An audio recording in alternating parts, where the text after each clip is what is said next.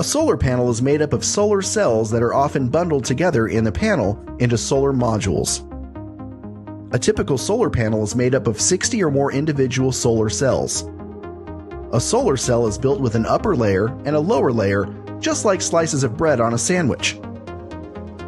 The photovoltaic effect describes the ability of some materials to emit electrons when exposed to light. Most solar cells are made primarily of silicon, which is a semiconductor, meaning it can conduct electricity.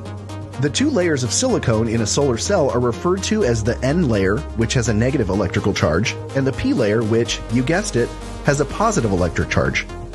When sunlight enters the cell, the photons pass through the N layer carrying their energy with them. The photons then give up their energy to electrons in the lower P layer. Those electrons then use the energy given to them by the photons to jump across into the N layer. That results in the N layer emitting those electrons into the circuit, producing electricity. The solar cells within a solar panel are wired together in series, and each raises to the ultimate voltage output of the panel.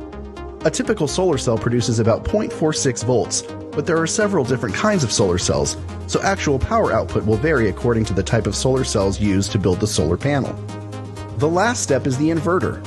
Solar panels produce DC power. An inverter is required to change that DC power into AC power used by the lights, appliances, and even battery chargers in a house. Once that power is distributed to the house, it is the same or higher quality than the power coming from the utility grid.